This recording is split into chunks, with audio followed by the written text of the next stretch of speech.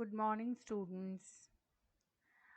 Today's lecture is based on yet another technique of biotechnology, that is transgenic animals. जिस technique से students transgenic animals बनाए जाते हैं उसे कहते हैं ट्रांसफेक्शन टेक्निक। तो ट्रांसफेक्शन टेक्निक से हम जो प्रोडक्ट बनाते हैं वो हैं ट्रांसजेनिक एनिमल्स। ये फ़ोटो में आप स्टूडेंट्स देख सकते हैं कि जो नॉर्मल माइस होता है, रैट होता है, उसकी साइज़ से ये बहुत बड़े हैं क्योंकि इनमें हमने ग्रोथ हार्मोन डाला है ह्यूमंस का, इसलिए इन्हें हम कहते हैं ट्रांसजेनिक माइस। तो सबसे पहले हम ये समझेंगे कि ट्रांसजेनिक एनिमल्स होते क्या हैं। अगर हम डेफिनेशन देखें स्टूडेंट्स, तो ट्रांसजेनिक एनिमल्स वो एनिमल्स हैं जिनका जीनोम वर्ड का मतलब आप समझते ही हैं कि टोटल जीन्स, एक एनिमल में जितने भी टोटल नंबर ऑफ जीन्स हैं उनका अरेंजमेंट क्रोमोसोम्स पे कैसे है, ये सब जीनोम कहलाता है। तो एक ऐसा एनिमल जिसका जीनोम आपने चेंज किया है और उसमें दूसरी स्पीशीज़ के जीन्स डाले हैं, ऐसे एनिमल को हम ट्रांसजेनिक एनिमल कहते हैं। फॉर एग्ज़ाम्पल अभी हमने देखा था कि अगर रैट में हम ह्यूमन ग्रोथ हार्मोन डाल देते हैं, मानव वृद्धि हार्मोन डाल देते हैं, तो ऐसे चूहे को हम ट्रांसजेनिक चूहा कहते हैं।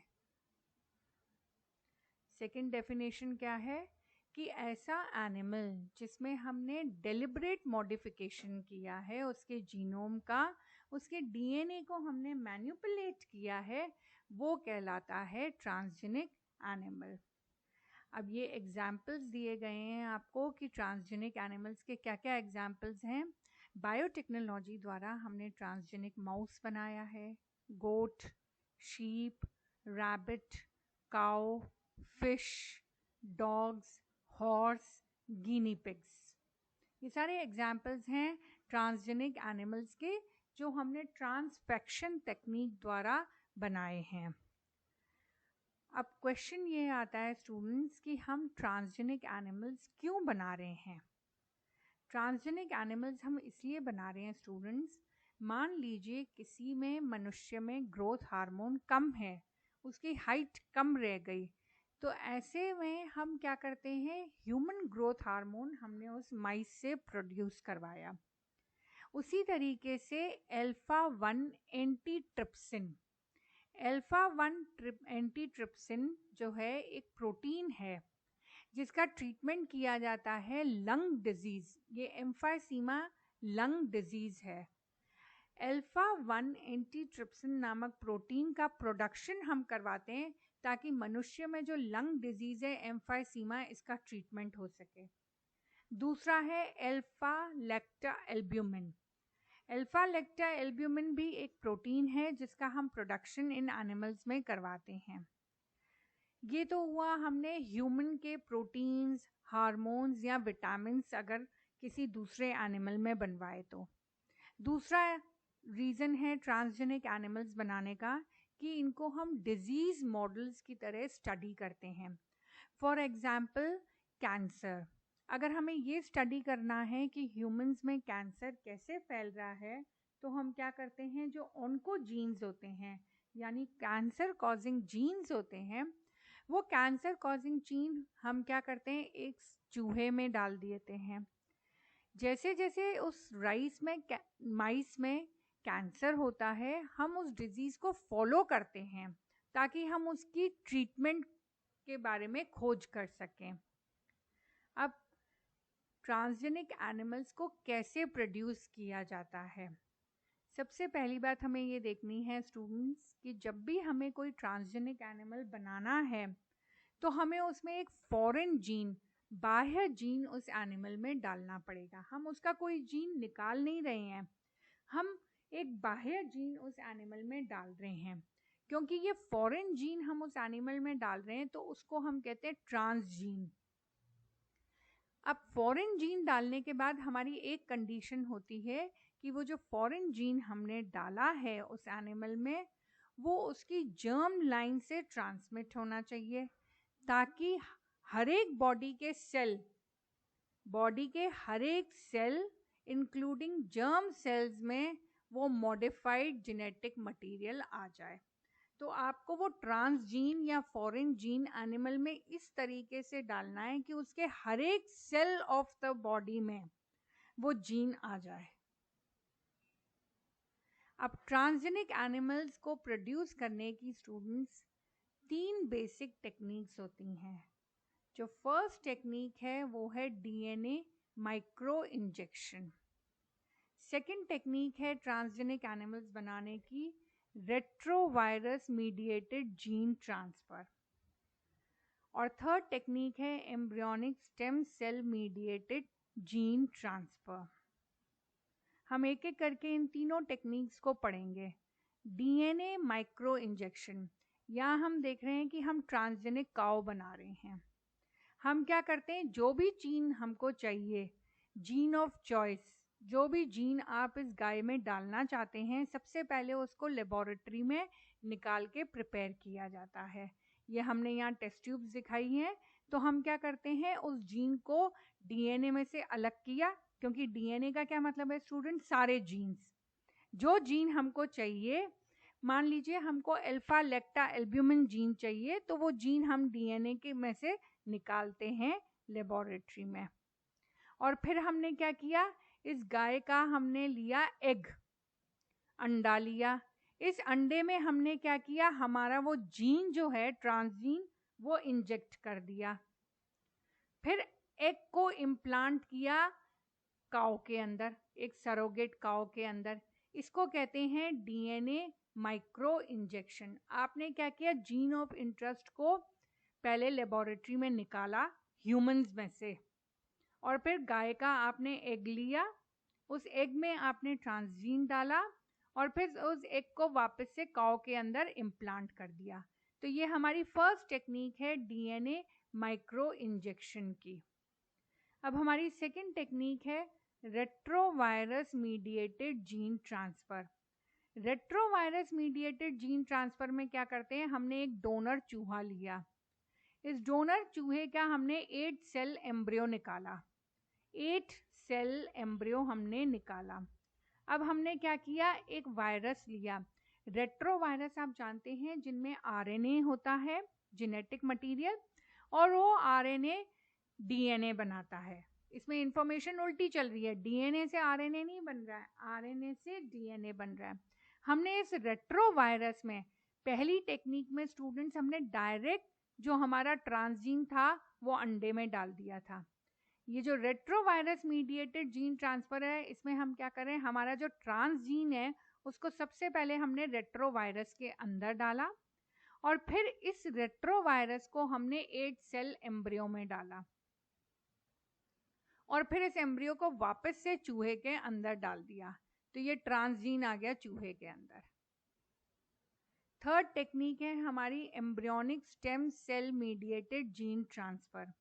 स्टूडेंट्स, हमें पता है कि स्टेम सेल्स वो सेल्स होते हैं जो बॉडी की कोई भी कोशिका बनाने में सक्षम होते हैं।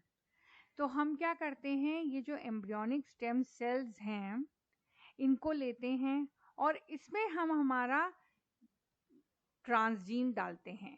ये रहा, ये आपने जो भी डीएनए फॉरेन जीन है उसको एम्ब्रियोनिक स्टेम सेल्स में डाला, और फिर ये जो एम्ब्रियोनिक, जिन भी एम्ब्रियोनिक स्टेम सेल्स ने फॉरेन जीन को लिया, ट्रांसजीन को लिया, उन एम्ब्रियोनिक स्टेम सेल्स को हमने इंजेक्ट किया ब्लास्टोसिस्ट में।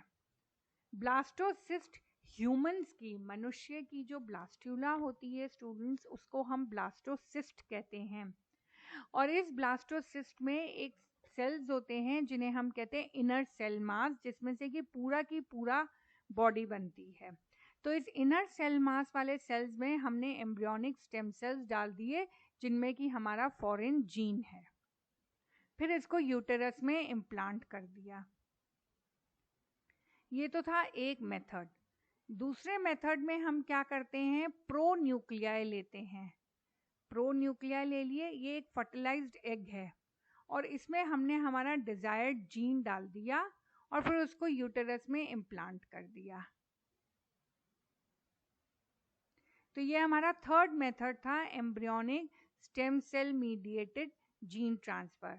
तो स्टूडेंट्स हमें ये याद रखना है कि ट्रांसजेनिक एनिमल्स बनाने के लिए हमारे पास 3 मेथड्स होते हैं। जो सबसे पहला मेथड होता है उसमें डीएनए का माइक्रो इंजेक्शन करते हैं हम। सेकेंड मेथड में हम रेट्रोवायरस से हमारा फॉरेन जीन एनिमल में डालते हैं। और थर्ड मेथड में हम लेते हैं एम्ब्रियोनिक स्टेम सेल्स। उसमें एम्ब्रियोनिक स्टेम सेल में हम हमारा ट्रांसजीन डाल के फिर उन स्टेम सेल्स को ब्लास्टुला में डाल देते हैं। इस तरीके से इन 3 मेथड से कोई सा भी एक मेथड अडॉप्ट करके हम ट्रांसजेनिक एनिमल्स बना सकते हैं।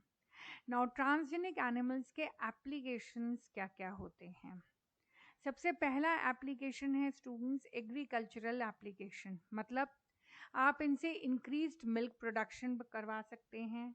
जैसे नॉर्मली क्या होता है, अगर एक गाय 10 से 15 लीटर दूध दे रही है तो हम उसमें फॉरेन जीन डालकर उसका मिल्क का प्रोडक्शन कितना करवा सकते हैं, 20 से 25 लीटर तक। इस तरीके से हम इंक्रीज्ड मिल्क प्रोडक्शन करवा सकते हैं। सेकंड है कि जो मिल्क का प्रोडक्शन हो रहा है उसकी क्वालिटी भी हम इम्प्रूव कर सकते हैं, यानी उस मिल्क में शुगर का कंटेंट, लैक्टोज हम कम कर सकते हैं और कोलेस्ट्रॉल कम कर सकते हैं। इसी तरीके से ऐसे पिग्स या ऐसी कैटल बना सकते हैं जो ज़्यादा मीट दें, और ऐसी शीप जिसमें से हमें ज़्यादा वूल मिले। तीसरा है हमारा डिजीज़ रेजिस्टेंस। आप डिजीज़ रेजिस्टेंट एनिमल्स प्रोड्यूस कर सकते हैं, जैसे influenza resistant pigs. Second application है ट्रांसजेनिक एनिमल्स का मेडिकल एप्लीकेशन। सबसे इम्पॉर्टेंट है इसमें पहला पॉइंट, जीनो ट्रांसप्लांटेशन। जीनो ट्रांसप्लांटेशन का क्या मतलब है स्टूडेंट, आपने ऐसे पिग्स बनाए हैं जिनका liver, heart, pancreas organ transplantation में आप यूज़ कर सकते हैं। मतलब पिग के ऑर्गन्स आप मनुष्य में ट्रांसप्लांट कर सकते हैं। जिनकी किडनी खराब हो गई है क्योंकि आजकल डोनर्स नहीं मिलते, तो हम ऐसे ट्रांसजेनिक पिग्स से किडनीज ले सकते हैं। दूसरी बात, आप इन एनिमल्स में इंसुलिन बना सकते हैं, ये हम पहले भी समझ चुके हैं आरडीएनए टेक्नोलॉजी में। ग्रोथ हार्मोन सिक्रीट करवा सकते हैं, ब्लड के एंटी क्लॉटिंग फैक्टर्स, ये सब आपको मिल्क में ही मिल जाएंगे ट्रांसजेनिक एनिमल्स के। अगर आपने ऐसी ट्रांसजेनिक काऊ बनाई, अब उसका क्या होगा, एक तो मिल्क की क्वांटिटी बढ़ गई, मिल्क की क्वालिटी और अच्छी हो गई, उसमें कोलेस्ट्रॉल लो कर दिया, साथ ही साथ ऐसे मिल्क में आपको एंटी क्लॉटिंग फैक्टर भी मिल गया या ग्रोथ हार्मोन भी मिल गया। तो अब अलग से कोई दवाई खाने की आवश्यकता नहीं है, एक गिलास दूध पी लीजिए। सेकंड है, थर्ड ऑप्शन है human gene therapy. Human gene therapy में क्या करते हैं स्टूडेंट्स, अगर किसी में डिफेक्टिव जीन की कॉपी है, इसी वजह से उसमें कोई जेनेटिक डिसऑर्डर है, तो उसमें हम क्या करते हैं, नॉर्मल ट्रांसजीन इंसर्ट कर देते हैं। तो ऐसा काफ हमने बनाया, उसमें हमने एक जीन डाल दिया कि वो ऐसा सब्सटेंस बनाए, और उस सब्सटेंस को जैसे ही ह्यूमंस में डालेंगे तो रेड ब्लड सेल्स बनने शुरू हो जाएंगे ह्यूमंस में। तो जिनको भी अनीमिया है उसमें वो सब्सटेंस आपने काफ में से लेके डाल दिया। थर्ड एप्लीकेशन है ट्रांसजेनिक एनिमल्स का students, industrial application. Industrial application में ये फोटो आप देख सकते हैं कि ये एक गोट है। इस गोट से हमने सिल्क भी बनवाया है। तो ये गोट दूध तो दे ही रही है, मिल्क के साथ साथ सिल्क भी दे रही है। नॉर्मली सिल्क आपको किससे मिलता है, सिल्क वर्म से। तो ये इंडस्ट्रियल एप्लीकेशन है। अब एडवांटेजेस एंड डिसएडवांटेजेस क्या होती हैं ट्रांसजेनिक एनिमल्स की। एडवांटेजेस स्टूडेंट्स ये है कि आपको डिजीज रेजिस्टेंस मिल जाता है, न्यूट्रिशनल वैल्यू इम्प्रूव हो जाती है, ग्रोथ रेट इंक्रीज हो जाती है, ह्यूमन प्रोडक्ट्स ऐसे एनिमल्स से मिल जाते हैं। डिसएडवांटेज, क्यों नहीं, ट्रांसजेनिक एनिमल्स का रेट ऑफ सक्सेस हाई है, इसलिए कि बहुत सारी डिसएडवांटेजेस हैं। जो भी फॉरेन जीन आप डालते हैं students, gone are the days जब हम कहते थे कि एक जीन का एक ही फंक्शन होता है। हम कह रहे हैं जो भी फॉरेन जीन हमने डाला उसके मल्टीपल फंक्शंस हो सकते हैं। दूसरी सबसे बड़ी प्रॉब्लम है ब्रीडिंग प्रॉब्लम। एक बार आपने ट्रांसजेनिक एनिमल बना दिया तो वो रिप्रोडक्शन नहीं कर पाता है। जब वो रिप्रोडक्शन नहीं कर पाएगा तो वो एनिमल आगे, वो जो जीन आपने डाला एक जनरेशन के बाद आगे नहीं पहुंच पाता। और तीसरी सबसे बड़ी प्रॉब्लम है कि इनकी सर्वाइवल रेट जो है बहुत कम है। अगर नॉर्मल शीप की लाइफ 13 साल है तो आप कोई ट्रांसजेनिक शीप बना रहे हैं तो उसकी लाइफ केवल 5 से 6 साल ही होगी। तो ये मेन डिसएडवांटेजेस हैं ट्रांसजेनिक एनिमल्स के, जिनकी वजह से सक्सेस रेट जो है वो बहुत कम है। नेक्स्ट क्लास में हम इनको और डिटेल में पढ़ेंगे।